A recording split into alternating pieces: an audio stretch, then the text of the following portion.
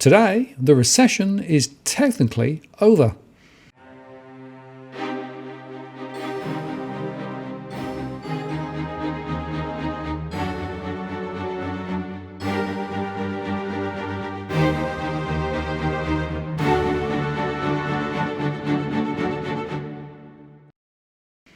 Hello again, it's Martin North from Digital Finance Analytics. Welcome to the latest post covering finance and property news with a distinctively Australian flavour. Well, the ABS came out with their statistics today, and it showed that the economy grew 3.3% in the September quarter. Now, of course, as the technical definition of a recession is 2 consecutive quarters of negative growth, which occurred in the June quarter, when the economy went into recession after the worst contraction in gross domestic product since World War II, but now they confirmed an uptick in GDP.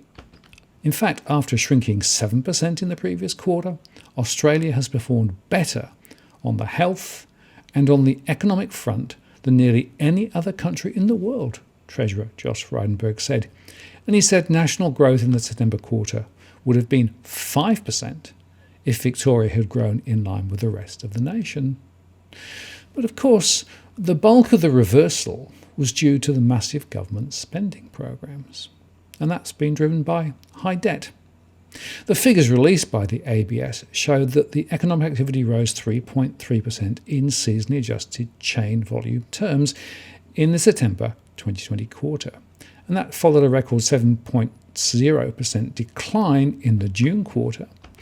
And Australia experienced a partial recovery in the September quarter. As a result, economic activity fell 3.8% through the year to September. GDP per capita, though, fell by 4.7% in the September quarter, with spending decreasing 6.5% over the year.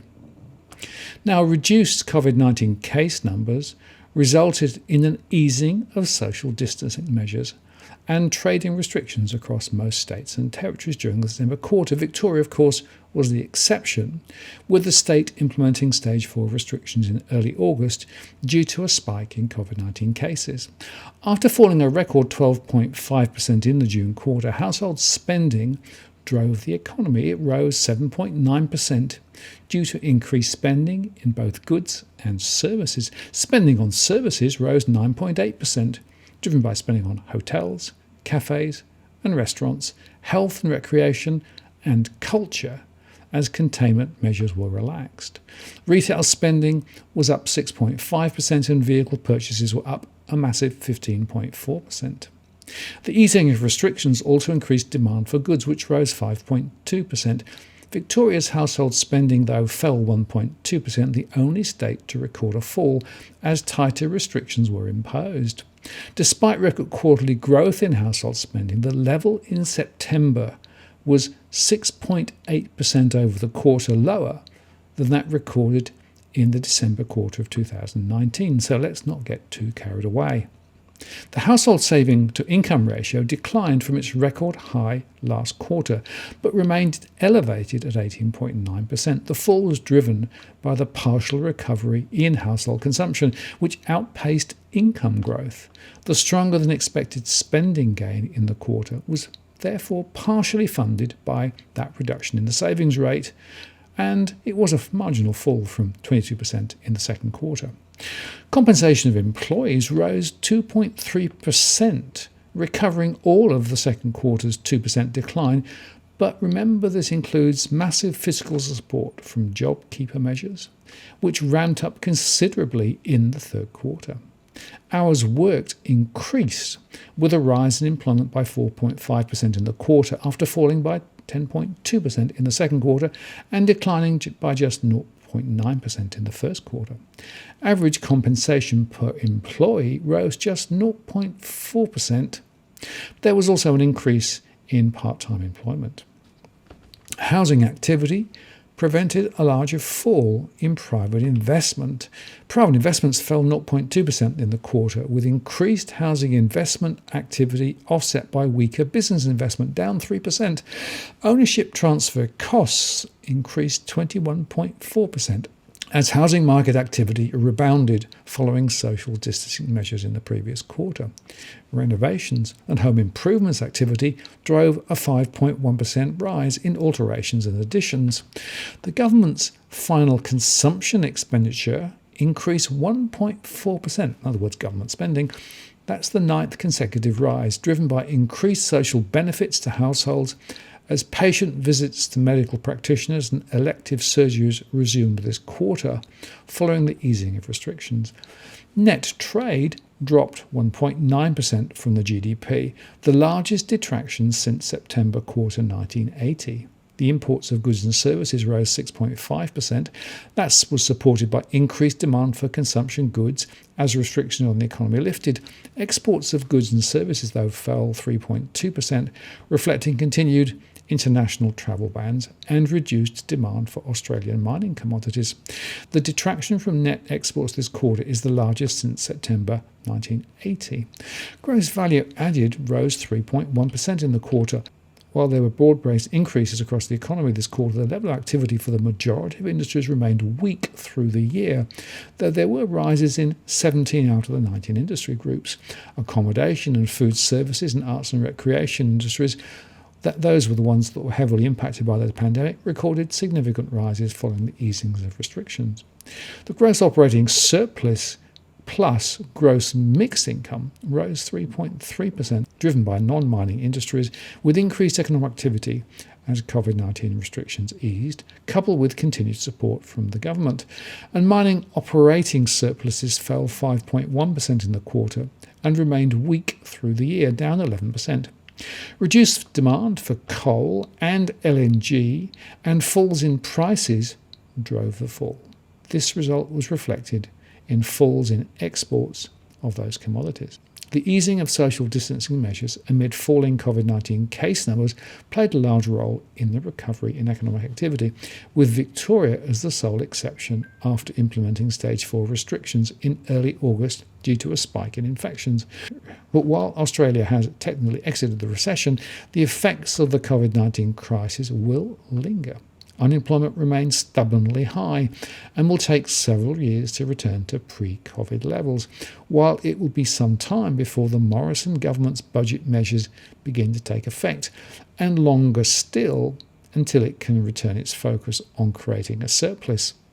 At the same time, the fears voiced by RBA Governor Philip Lowe that Australia is becoming a fundamentally less dynamic economy have only grown, with the Governor recently encouraging businesses to take on more risk in order to fuel the recovery. However, the distribution of a COVID-19 vaccine also promises to boost investment and spending, while markets will be buoyed by a perceived silver bullet against the new normal of life in a post-COVID-19 world.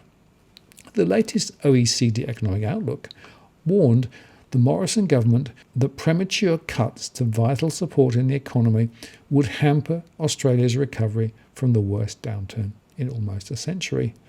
And of course, the Reserve Bank yesterday held the cash rate at 0.1%. Governor Philip Lowe warned it would take until the end of 2021 for the economy to reach 2019 output levels, and he predicted unemployment would remain above 6% over the next 2 years.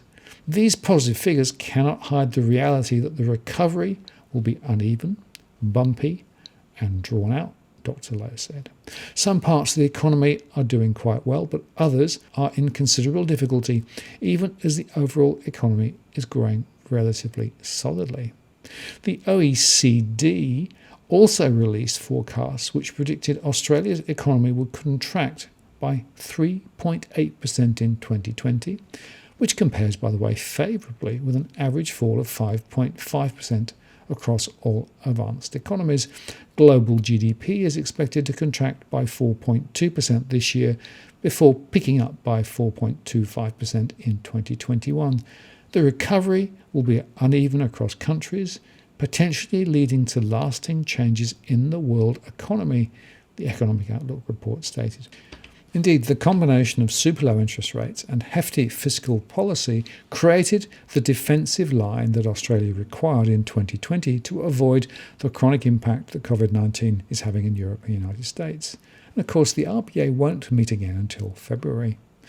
And finally and predictably, the HIA said today's GDP data highlights why it was necessary for governments to introduce the Home Builder programme back in June, according to Angela Lillicrap. Residential building activity during the September quarter was 13% lower than the same period in 2019. This data reflects the impacts of the COVID-19 restrictions throughout the first half of the year, but it does not yet reflect the positive impact of Home Builder on the market. Due to the lead time between purchasing a house and commencing construction, the first impacts of Home Builder are likely to be seen in the December quarter GDP results. Home Builder has been the catalyst for improving consumer confidence in the housing market, she said. Leading indicators show that the detached housing market has picked up since June, with record monthly levels of building approvals and housing finance data recorded in recent months. In other positive news, renovations activity picked up in the September quarter to be 2.3% higher than the same time last year, and many households have diverted funds that would typically be spent on holidays and eating out and putting them towards improving their homes. It's evident from other leading indicators that Home Builder has been successful in creating work on the ground in the December quarter and will protect jobs across the economy, Ms. Lillicrap said. And I simply make the point once again that throwing all the support into the housing sector and using housing as effectively the primary driver is fraught with difficulty, not in the short term, but in the medium to long term. And that is the perspective through which we should see these GDP numbers. Sure, things have improved from a very low base, but they're still lower than they were previously, and the journey ahead is fraught with complexity and difficulty. Remember, of course, the international borders are still shut. Remember that, of course, there is some momentum in some areas, but also many small businesses are considerably under the gun. While many small businesses remain under the gun, and our mortgage stress data, which we discussed last evening on a live stream, shows a higher level of stress than previously as support is being withdrawn. So the way to think about this is that there is some good news in this data, but we're not out of the woods yet. And I do think it's going to take 2 to 3 years to really understand where our economy is and how it's going to play out. And I still think there are more downside than upside possibilities from this point. But we'll see, and we'll bring that information to you as soon as it becomes available. I'm Martin North from Digital Finance Analytics. Many thanks for watching, and I'll see you again next time.